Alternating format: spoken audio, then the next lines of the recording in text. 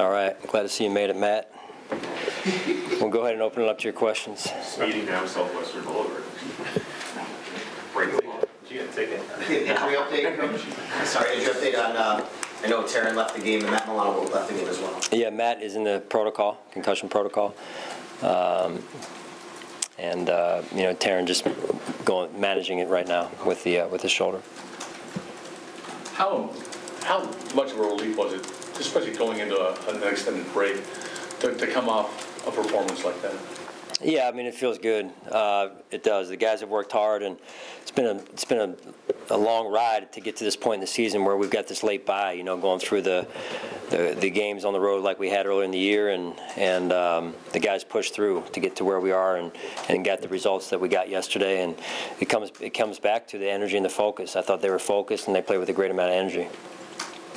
Sean, when you guys went through that 3-game stretch last year where you lost, by some lopsided scores, did that experience help you at all navigate through this year when you had a 4-game stretch where it was pretty tough going for a while? Yeah, I believe it does, and it did this year.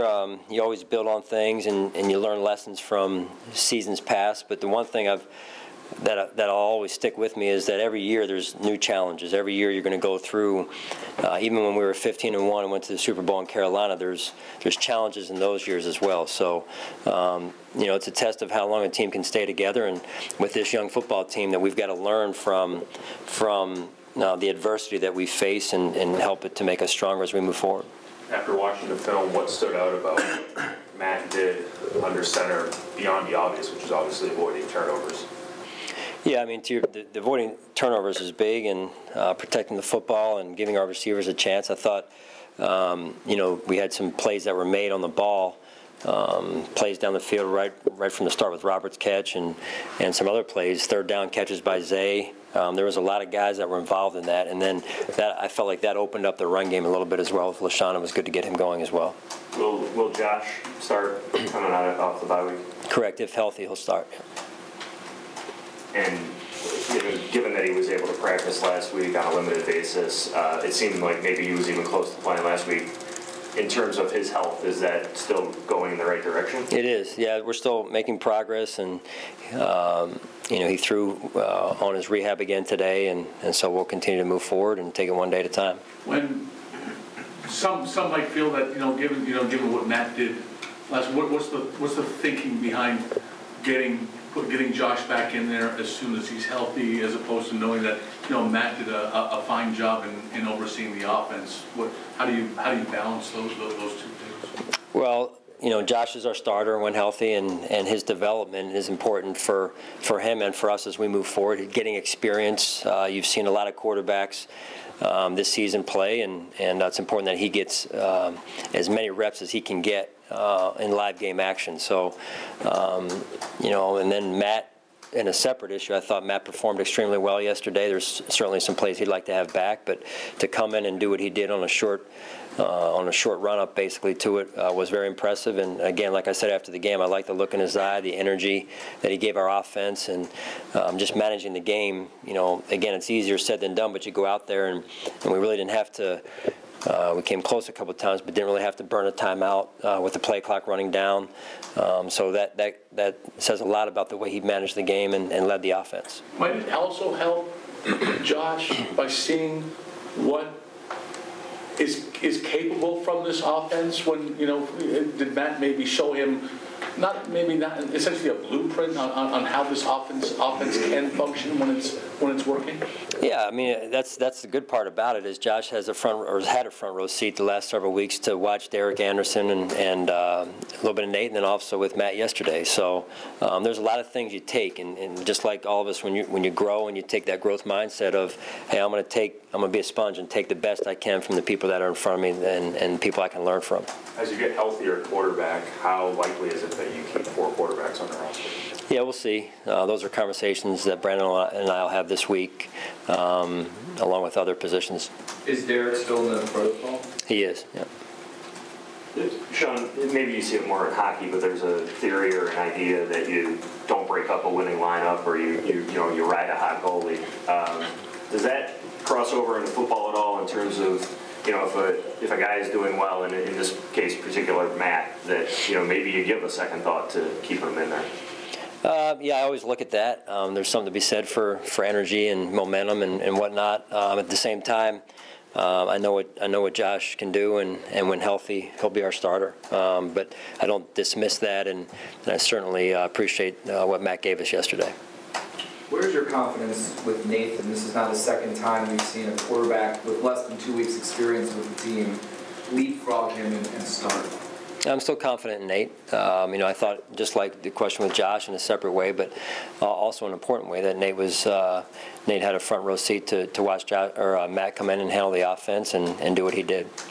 What was going to be in the last week like for you, trying to, we've talked about it with some of the young players, knowing when to put them in the lineup, but at what point did you know that Matt was ready and had a good grasp on things, and that you were willing to take that chance on short notice? Yeah, it was a busy week, just in terms of managing things and the communication that went along with whether Josh was going to be able to play or not, and then the communication that came from Brian and Matt as it related to Matt's readiness to play was important for us as we went into the weekend there. What did you see from Isaiah McKenzie in his first action, Coach? Yeah, great energy. He was able to make the first guy miss. First of all, track the ball. That stadium's not an easy stadium to track the ball in terms of the winds and the way they work there. And so I thought he was steady under the ball, number one, and then was able to make the first guy miss and get up the field and get some positive yards and gave us some good energy and field position. What do you say about the defensive effort through all the ups and downs of this season to maintain consistency since those opening first couple of games, to be number one in the league at this point in yards, and to kind of weather that storm of the difficulties of the offense? Yeah, I think Coach Frazier and his staff have done a phenomenal job, and there's still a lot of work remains, but the growth that they've undergone since those first two games in particular, and the culture that they've started to build on that side of the football, with the discipline and the effort. I mean, you watch Lorenzo Alexander, to name just one play of his, where second to last play of the game, and he's from one side of the field to the sideline and trying to make a play. That says a lot about who we are, about what we're trying to do here, and the leadership that I appreciate that Lorenzo brings to the table.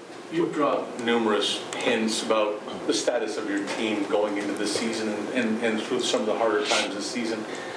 How much do you have to keep emphasizing that, as nice as yesterday was, this team still has holes to fill and many ways to improve, to get many things to do to improve, to get better? Yeah, the process continues. Yesterday, is not the end result of anything. But the process continues, and we got to continue to build this thing. And Brandon and I understand where we are, and it was great to see so many young players yesterday out on the field. I mean, I counted 6 or 7 on defense at one point. First and second year players, 6 or 7 on offense, and then special teams kind of takes care of itself with the young players. So, and those players making big time plays in a game like that. So that's very encouraging for the future. We have to continue to build on that, though. What did you see from Robert Foster from the time that you released him from the 53, put him back on the practice squad, and then decided to promote him? I would just say his overall development. He's still progressing, but the progress he made from, the beginning part of the season till now is noticeable, and you saw that in yesterday's game. To make the first catch of the game really down the field, and then to come back and as I mentioned after the game, the 3rd and 20 was probably as big, if not a bigger catch, because momentum was swinging a little bit there, and then we grabbed it back. So, I think he's made progress, significant progress since the start of the season, which is really what we're trying to do with all of our young players. Adjusting to the NFL game is different, and it takes time, and that's why I was so impressed with the way the young guys played yesterday. Do you anticipate an expanded role for some of those young players, or continuing to sprinkle some of them in, as we saw Levi and Wyatt get starts yesterday? Do you anticipate, as the season continues, that trend getting even bigger? Yeah, Brandon and I continue to talk about that, and there's some other young players that are kind of hanging in the wings right now that are working hard to get themselves ready to go. And you saw Levi yesterday, you saw Wyatt, and so we're going to continue to talk and look for opportunities to get some young guys, if they earn it, the chance to play.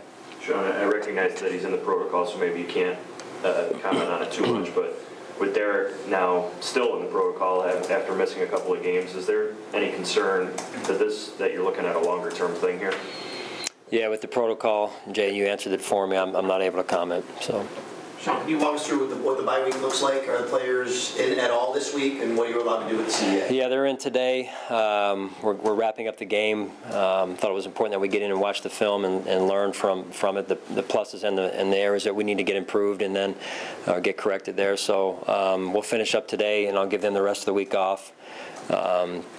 Where the bye is in particular, it's late in the year, so I thought it was important that they get some rest, recover, and hit the reset button a little bit here. You talked before about the lag effect and how kind of results sometimes don't come exactly when you want them to, but what does it do for you psychologically, and what does it do for some of these young guys psychologically to finally see some of the results almost come all at once there in one 60-minute game of football? Yeah, I mean, it certainly helps, continue to establish what we're trying to do and how we're trying to do it. It's easy to get hung up on one game. The process continues with us, though, as we continue to, this week as coaches, we'll be in and build awareness around what we've done well and where we need to improve, and then turn our attention to Jacksonville as well at the end of the week here. You had Pancho Villa talk to the team Saturday night, and then we saw Zay with his towel during the game had his name on it, and Lorenzo broke down the huddle. What sort of effect did you think that speech had on your team? I mean, it was motivational, and anytime we can connect with our fan base in that type of environment, I thought that was powerful, and I thought Pancho Villa did a heck of a job, and it's not easy to speak in front of the team, and he did a heck of a job, and we try and impress upon our players and our team, in particular the young guys, what it means to wear the helmet, what it means to wear the colors, and to connect with our fan base, and the responsibility that comes with that. So I think all of that just raised awareness on their end, and that connection was made, and it's certainly stuck with the players, which I appreciate the character that they showed. You've asked you for well over a week now, LaShawn's mindset and your conversations with him when things weren't going well. How were things after a nice performance from him yesterday? Yeah, I made a comment, I think it was after the play where he spun out of it behind the line there and made a great run. That's the LaShawn McCoy we all know and love, and he came to the sideline and tried to jump in there and give me one of those kind of like hip bumps the guys do these days, and I think I got up about 2 inches, and he probably got up about 20 plus, but maybe I'll work on my vertical next time. You got a week. Got a week, yeah. All right. All right, thanks, guys. Thank you.